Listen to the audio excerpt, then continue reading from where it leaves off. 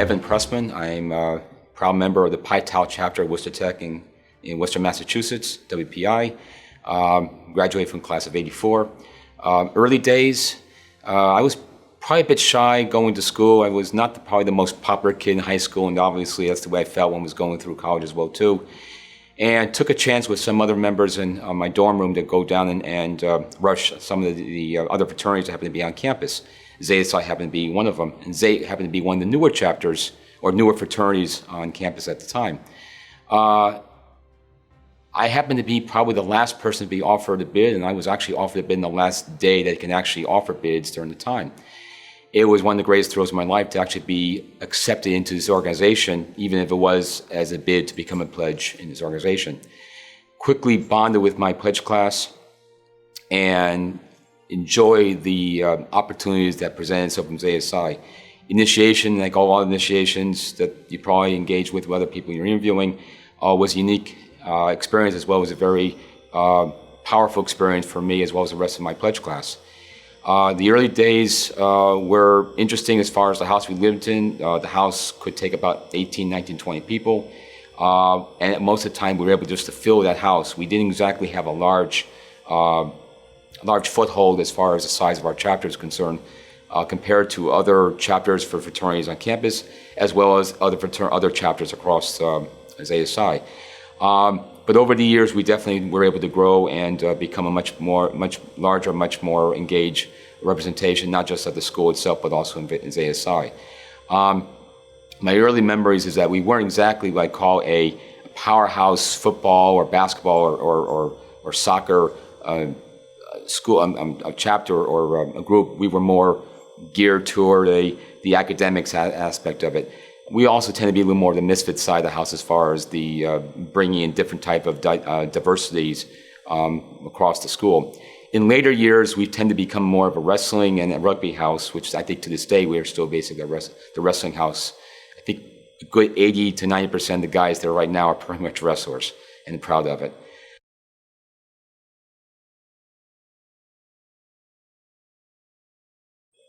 My experiences of being at Worcester Tech, when I left and graduated, I moved to Washington, D.C. and took a job in the Navy. And thankfully for the D.C. elders down in that was already well established down in D.C., I maintained that foothold and that continuation of being a member of Zeta Psi. I know a lot of my fellow pledge class members or fellow brothers who graduated had different views or different feelings on whether they wanted to maintain their engagement with Zeta Psi as an elder. And I'm proud to say that I, through my association both in the national and now international, as well as the local, was happy enough to basically maintain that continuation. DC elders, to include Rear Admiral Jim Carey, Edison Dick, just welcomed me in with open arms as if I was just a brand new initiate into the fraternity, into the chapter itself. And over the time I was spending down in Washington, D.C., it was some of the better times of not just working there, but also feeling at home. Being in D.C. was my first venture away from my hometown. And if nothing, the D.C. elders allowed me to have a home away from home, that there was still that brotherhood, that friendship of being connected with something that you grew up with or had the opportunity to be with in the chapter itself, and continuing that as an early and young elder.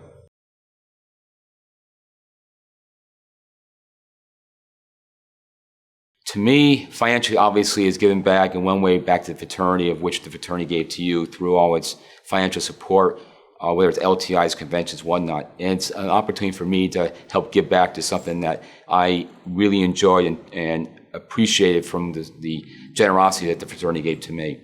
On a personal level, it is, for me, a way to keep reminding myself that I'm a Zeta for life.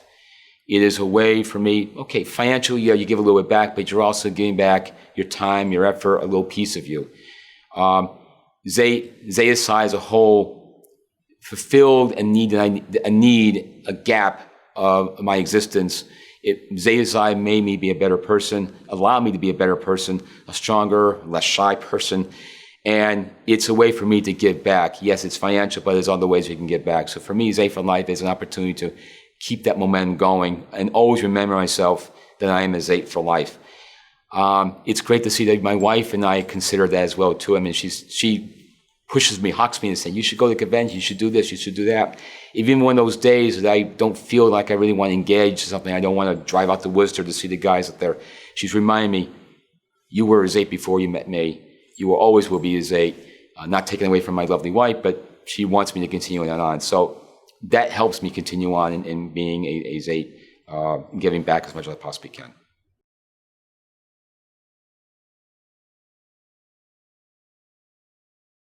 It's the whys that are a backbone of our Zetum. They allow us, but also are contributing to us and having us be a part of what we value very much in Zeta Psi.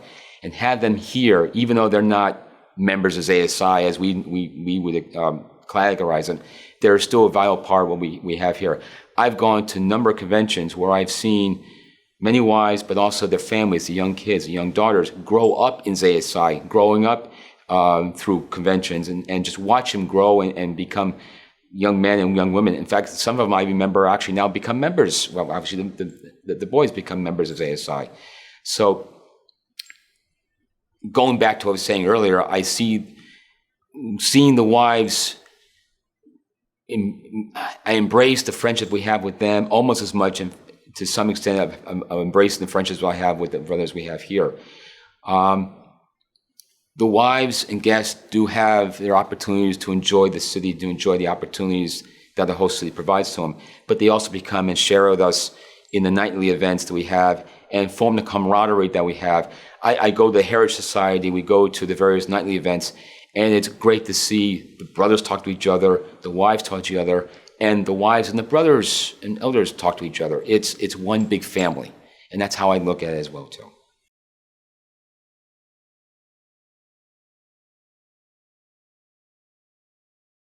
I was looking forward to Ithaca very much. This is actually part of a vacation for Carol and myself, but this is the jewel of our vacation. I come to conventions on a regular basis, but I see this one as an opportunity to really unwind a little bit, to enjoy life, to enjoy the beauty of this city. We go to a lot of cities. A lot of them are big. A lot of them have their own juice, their own vibe. Ithaca is a much smaller city, and my experience as coming to Ithaca is that the people who really want to come to conventions will come to places like this. And Ithaca has its own vibe, its own vitality as well too. It's not that big that you have to go to multiple places to experience different aspects of the city. It's close enough that you don't have to go too far blocks to actually see a bunch of other Zetas at the other nightclubs or other establishments having a good time after the events of the day are completed. So this one I was really looking forward to, as well as, like I said, the fact that Tom kept reminding us how special Ithaca was going to be this year.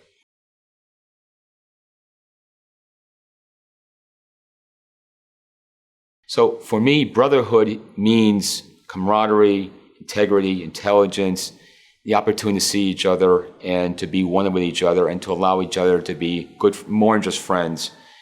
And I think I could probably encapsulate that in one little story. I'm probably one of the more introspective persons you meet. I'm not the type of guy who picks up the phone and calls people on a regular basis. But I enjoy conventions because I see people that I don't see normally for another year. This is the time of year where I see almost everybody coming in.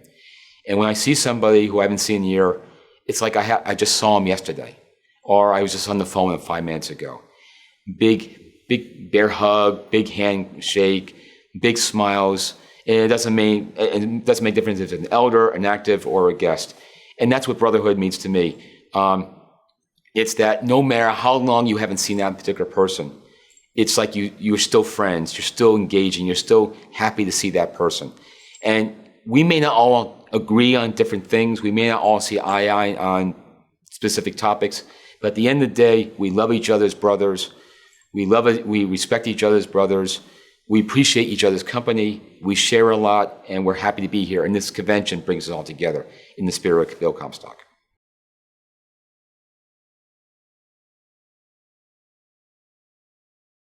Lots of different people, whether I was in the fraternity or not, has offered me a variety of different advice, whether it's career building, whether it's schooling, whether it's my religious beliefs or religious upbringing. The piece of advice I could probably give is something that, to me, is unfortunately we're seeing more and more over the past couple of years, and it's the ability to actively listen. when you have a conversation with somebody, don't just shut that person off and just prepare yourself how you're going to respond in kind, whether it's pro or con. Give the opportunity, give the consideration, give the respect to listen to that particular brother or a friend or or even your significant other. Allow that person to be able to speak his or her mind and then respond in kind.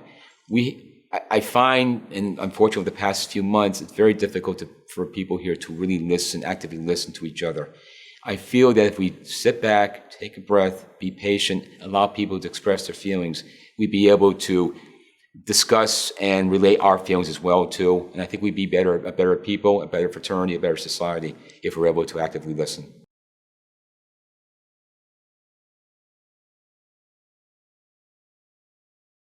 I think diversity in Zeta Psi is extremely important. I look around the room at the Phi Alpha's luncheon we had earlier today, and I compared that when I looked around the room at the Phi Alpha's luncheon maybe 10 or 15 years ago. And I'm impressed with the number of members of our fraternity from different demographics, different races, if it's okay for me to say that, different upbringings, different religions. And I'm very happy and very glad to see that. That epitomizes exactly what Zeta Psi is supposed to be. We are an inclusive fraternity. We welcome everybody in. Years ago, we may have had some difficulties, or other fraternities may have had difficulties with people who may have been of different religious views, or different skin color, or different demographics growing up in different areas. I do not see that anywhere here. I looked around the room, and it's amazing how many people of different faiths and different races were actually part of our. And these are people who are leaders in our own chapters, both at the regional level, the chapter level, and in our IHQ level.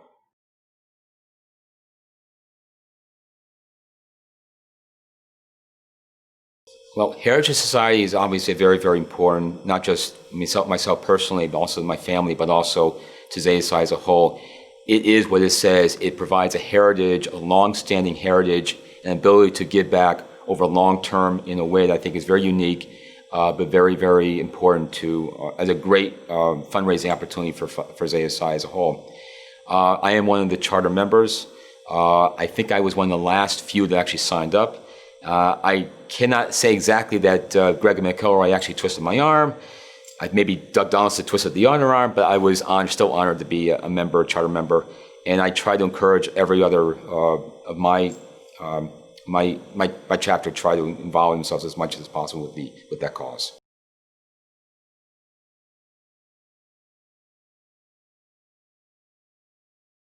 Having elders stay involved in the fraternity after they've graduated their respective schools is extremely important.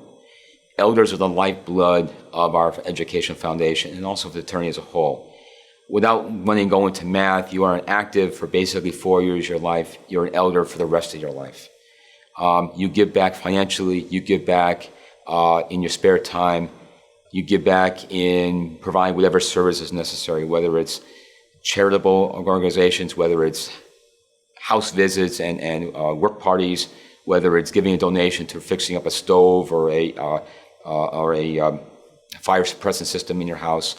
It's giving back and actually running an LTI on behalf of your local chapter. It's giving back and maybe actually helping to run a ritual activity for your chapter for those maybe needing it or requiring additional help in that area. Being an elder is an ever-present and never-ending activity. It should be as important to them as getting up in the morning, as going to work, as taking care of their own family. You are an elder for life. That's what Zeta for Life is for. It kind of ties them together. After you graduate, you become an elder. You're the actors for 4 years. You're an elder for life. You're a Zeta for life. I look at not just financially, but as I said before, giving back in your time, giving back in your experience, giving back in your mentoring skills, giving back in your career opportunities for younger actives who have just graduated, giving back in mentoring activities, sometimes giving back emotional support as well too. If a chapter is going through a very difficult time, or if a particular brother is going through a particular time in the chapter, if you know somebody or have a specific skill set in that area, it's giving back your time, allowing to listen, maybe providing some emotional support.